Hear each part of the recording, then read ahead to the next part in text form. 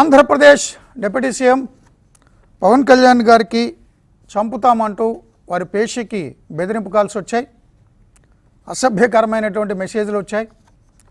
పేషి ఇమీడియట్గా అలర్ట్ అయ్యి పోలీసులకి సమాచారం ఇచ్చారు. హోంమంత్రి అనిత కూడా ఇన్వాల్వ్ అయ్యి డీజీపీతో కూడా మాట్లాడారు. పవన్ కళ్యాణ్కి బెదిరింపు కాల్స్, అదేవిధంగా చంపుతామంటూ మెసేజ్లు, హెచ్చరికలు, అసభ్యకరమైన మెసేజ్లకు సంబంధించి మరిన్ని వివరాలు మా సీనియర్ కొలీగ్ ఇన్పుట్ ప్రదీప్ అందిస్తారు. ప్రదీప్. ఆంధ్రప్రదేశ్ రాష్ట్ర ఉప ముఖ్యమంత్రి, జనసేన పార్టీ అధినేత పవర్ స్టార్ పవన్ కళ్యాణ్ 3 రకాల ఇంట్రడక్షన్స్ని ఎందుకు చెప్పారంటే, పవన్ కళ్యాణ్కి ఫోన్ కాల్ చేయడమో లేకపోతే ఆయన్ని బెదిరించడం అంటే ఒక రకంగా చూడాల్సిన పని లేదు. ఇది ఖచ్చితంగా పవన్ కళ్యాణ్ని బెదిరించే ప్రయత్నం చేయడం అంటే ఒక రకంగా ఇది అగంతకుడు చేసిన పని అని చెప్తున్నా. అగంతకుడు ఐదర్ పవన్ కళ్యాణ్ డైలాగ్లో చెప్పాలంటే పెద్దగా ఆలోచన లేని వ్యక్తి అయినా ఉండాలి, లేదా ఒక తీవ్రమైన ఒక పెద్ద వ్యవస్థ అతను వెనక ఏదైనా పనిచేసి పవన్ కళ్యాణ్ని బెదిరించే సాహసోపేతమైన ప్రయత్నమైనా చేసి ఉండాలని భావించాల్సి ఉంటుంది. పవన్ కళ్యాణ్ కార్యాలయానికి వచ్చిన ఫోన్ కాల్ అగంతకుడు ఒకరు చేశారు. ఆ ఫోన్ కాల్లో పవన్ కళ్యాణ్ని తుదముట్టిస్తాము, అతన్ని హత్య చేస్తాము అన్న బెదిరింపు రావడం అంటే అది నిజంగా చాలా పెద్ద విషయంగానే, రాష్ట్ర వ్యాప్తంగా సంచలనం కలిగించే వార్తగానే చెప్పుకోవాల్సి ఉంటుంది. పవన్ కళ్యాణ్కి వచ్చిన ఈ బెదిరింపు కాల్స్ మాత్రమే కాదు, ఆ తర్వాత అనేక మెసేజ్లు కూడా వచ్చాయి. మెసేజ్లన్నింటిలో కూడా పవన్ని వ్యక్తిగతంగా దూషిస్తూ, పూర్తిగా చెప్పడానికి అలవి కానీ అసభ్యకరమైన పదజాలంతో ఆయన దూషిస్తూ బెదిరించారు అన్నది ఈ ఫోన్ కాల్ అందుకున్న సిబ్బంది, ఈ మెసేజ్ అందుకున్న సిబ్బంది చెప్తున్న వివరాల ప్రకారం తెలుస్తుంది. ఇదంతా ఎందుకు చేశారు, దాని వెనుక ఉద్దేశం ఏంటి అన్న దానికి సంబంధించిన వివరాలు తెలియాల్సి ఉంది. అయితే దానికి సంబంధించి వచ్చిన ఫోన్ కాలు, బెదిరింపులు, అలాగే దాంట్లో మెసేజెస్లో ఉన్న సమాచారాన్ని చూస్తుంటే కనుక ఖచ్చితంగా పవన్ని బెదిరించడం మాత్రమే కాదు, ఇది ఒక పెద్ద సందేశాన్ని ఇవ్వడానికి చేస్తున్న ప్రయత్నంగా భావించాల్సి ఉంటుంది. ఈ సమాచారాన్ని మొత్తాన్ని కూడా పోలీసు ఉన్నతాధికారులకు వెంటనే సిబ్బంది తెలియజేయడము, వచ్చిన ఫోన్ కాల్ నెంబర్తో సహా అన్నింటినీ కూడా ట్రేస్ చేసే ప్రయత్నంలో పోలీసు ఉన్నతాధికారులు ఉన్నారు. ప్రభుత్వం కూడా దీన్ని చాలా సీరియస్గా తీసుకుంది.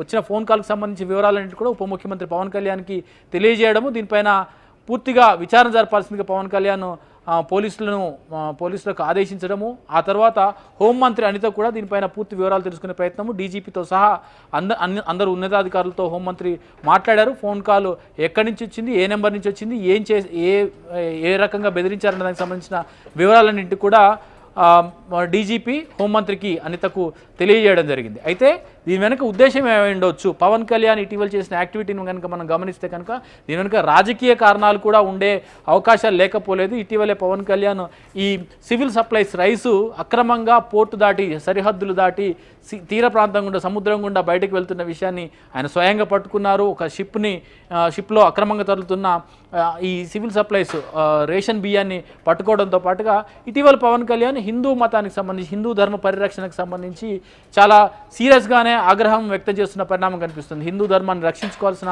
అవసరాన్ని రాష్ట్రంలో ఇటీవల జరిగిన పరిణామాలు, అంటే తిరుపతి లడ్డు కల్తీకి జరిగిన విషయంలో పవన్ కళ్యాణ్ చాలా తీవ్రంగా, చాలా ఆగ్రహంగా, ఆవేశంగా కూడా స్పందించారు. హిందూ ధర్మాన్ని పరిరక్షించుకోవాల్సిన అవసరాన్ని, దానికి వ్యతిరేకంగా ఆయన చేసిన దీక్షా పరిణామాలు కానీ, లేకపోతే హిందూ ధర్మం పైన జరుగుతున్న అటాక్స్ అన్నిటిపైన కూడా చాలా తీవ్రంగా, అత్యంత తీవ్రంగా ఆయన స్పందించడం జరిగింది. దానికి తోడు బంగ్లాదేశ్లో హిందువులపైన జరుగుతున్న అఘాయిత్యాలపైన, వారిపైన జరుగుతున్న అటాక్స్ పైన పవన్ కళ్యాణ్ చాలా తీవ్రంగా స్పందించడం జరిగింది. 3 రోజుల క్రితం పవన్ కళ్యాణ్ తన సోషల్ మీడియాలో, ట్విట్టర్లో ఒక ట్వీట్ చేయడం జరిగింది. దాంట్లో ప్రధానంగా అక్కడి హిందూ మత గురువు చిన్మయ్ కృష్ణప్రభు పైన జరుగుతున్న అటాక్ని అక్కడ స్థానిక ప్రభుత్వం, ఇక్కడ బంగ్లాదేశ్లో స్థానిక ప్రభుత్వం, ప్రస్తుతం అక్కడ తాత్కాలిక ప్రభుత్వం ఉంది, మొహమ్మద్ యూనిస్ నేతృత్వంలో కొనసాగుతున్న ఈ ప్రభుత్వము ఒక మత గురువు పైన, ఒక సన్యాసి పైన పెట్టిన అక్రమ కేసు కానీ, ఆయన కేవలం హిందూ ధర్మాన్ని పరిరక్షించండి, హిందువులపైన జరుగుతున్న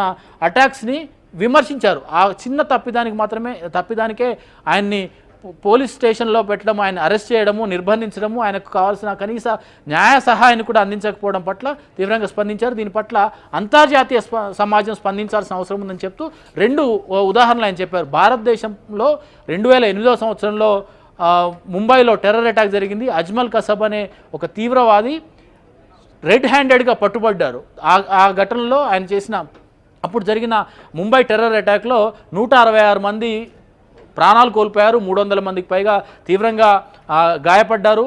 దీనికి సంబంధించిన పూర్తి ఆధారాలతో సహా అజ్మల్ కసబ్ అనే వ్యక్తి దొరికితే 9 నెలల పాటు ఆయన్ని విచారించడంతో పాటుగా అవసరమైన పూర్తి న్యాయ సహాయాన్ని, అంటే ఆయన మాట్లాడే భాషని అధిగమించేందుకు అవసరమైన ట్రాన్స్లేటర్తో సహా న్యాయ సహాయం కోసం ఒక న్యాయవాదిని ఆయనకు కేటాయించడము, ఆయన సుప్రీంకోర్టు వరకు కూడా తన వాదన వినిపించుకునేందుకు అవకాశం కల్పించడము, రాష్ట్రపతి వరకు కూడా క్షమాభిక్ష కోసం అవకాశం కల్పించడము, చివరి నిమిషంలో అతనికి అంటే ఈ మొత్తం కేసులో అజ్మల్ కసబ్ని న్యాయపరంగా శిక్షించేందుకు అవసరమైన చివరి రోజు కూడా అర్ధరాత్రులు కోర్టు తమ తలుపులు తెరిచి న్యాయాన్ని వారికి అందించిన విషయాన్ని గుర్తు చేస్తూ భారతదేశంలో టెర్రర్ అటాక్ పాల్పడ్డ ఒక ఉగ్రవాదికి ఎలాంటి న్యాయపరమైన అవకాశాలు కల్పించింది భారతదేశం, న్యాయ సహాయానికి కానీ చట్టానికి ఇచ్చే గౌరవం ఎలాంటిదో మొదటి కేసులో చూడవచ్చు. రెండోది, బంగ్లాదేశ్లో జరిగిన ఈ కృష్ణ ప్రభుకు జరుగుతున్న అన్యాయాన్ని బంగ్లాదేశ్లో ఆయనకు కనీసం అవసరమైన న్యాయ సహకారాన్ని అందించకపోవడం, ఆయన మాట్లాడడానికి అవకాశం కల్పించకపోవడము,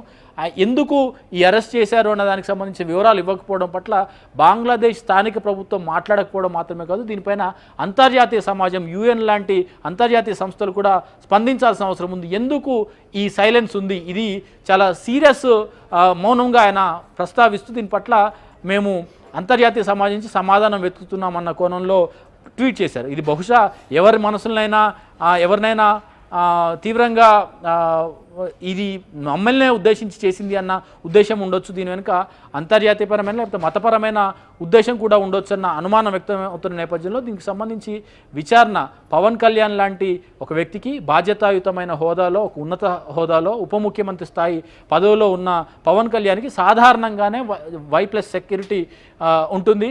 అటువంటి అత్యంత కట్టుదిట్టమైన భద్రత కలిగి ఉన్న ఒక వ్యక్తి కార్యాలయానికి, ఒక ఉప ముఖ్యమంత్రి కార్యాలయానికి ఫోన్ కాల్ రావడము, ఫోన్ కాల్లో చంపేస్తామన్న బెదిరింపులు రావడంతో పాటుగా తీవ్రమైన అసభ్యకరమైన పదజాలంతో దూషించడం వంటి చూస్తుంటే కనుక ఖచ్చితంగా ఇది అగంతకుడి పని మాత్రమే కాదు, అగంతకుడు అంటే ఆకతాయి చేసిన పని మాత్రం అయి ఉండదు, ఇది దీని వెనుక ఏదో ఒక ఉద్దేశం ఉండుంటుంది అన్న కోణంలో అయితే దర్యాప్తు జరుగుతూ ఉంది.